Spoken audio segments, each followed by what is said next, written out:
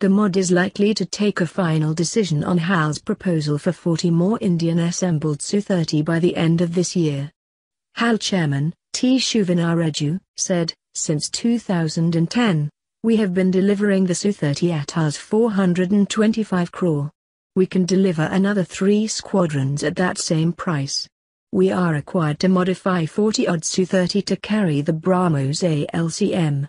Instead of upgrading older fighters, with a short residual lifespan, it would be better to build 3 more squadrons of Sukhois with the capability to carry BrahMos missiles. However, that would involve buying the fighter in ready-to-assemble kits from Russia and putting them together in Nashik." While the IAF is yet to formally record its opinion on the proposal, internal discussions are favorable. A senior RIAF officer said the Su-30 is undoubtedly the backbone of the Air Force strength now. The current lot of fighters will soon enter a cycle of upgrades involving both HAL and Sukhoi. Since we have bet on this very capable fighter, there is a view from a planning perspective that it makes sense to acquire at least 3 more squadrons of the type. All the essential enhancements required for transforming the existing Su-30 MKI into the Super Su-30 MKI are now ready for installation. Systems integration on either existing Su-30 MKIs or even new build Su-30 MKIs, about 60 to 80 of which are required.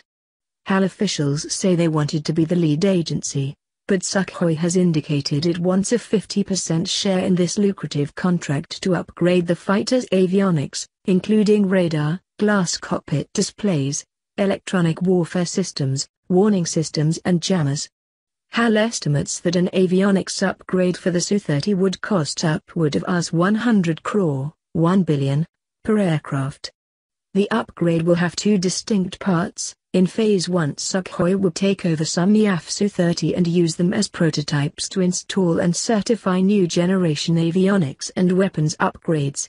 Subsequently, HAL would install those upgrades into the entire fleet.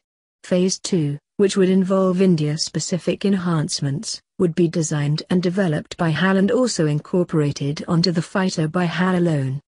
DARE has since 2009 been developing various elements of the mission avionics suite including sample HAL display systems which has completed developing panoramic AMLCAD for installation on the tandem seat cockpit.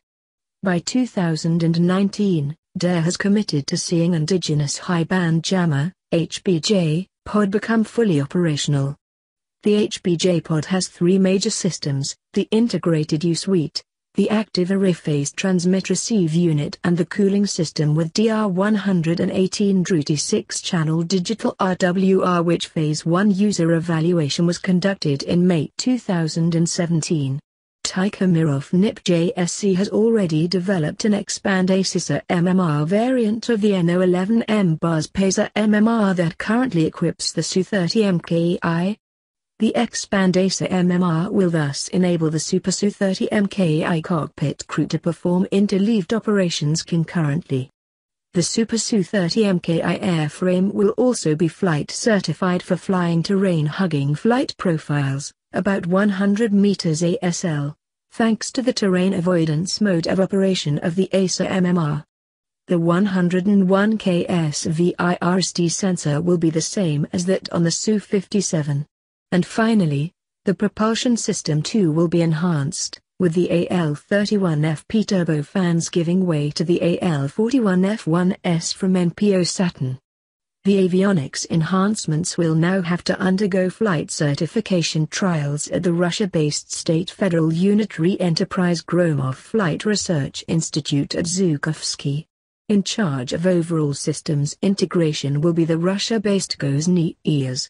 Altogether, 2 flying prototypes will be subjected to about 200 hours of flight tests, which if begun by this year end, should be completed by late 2020.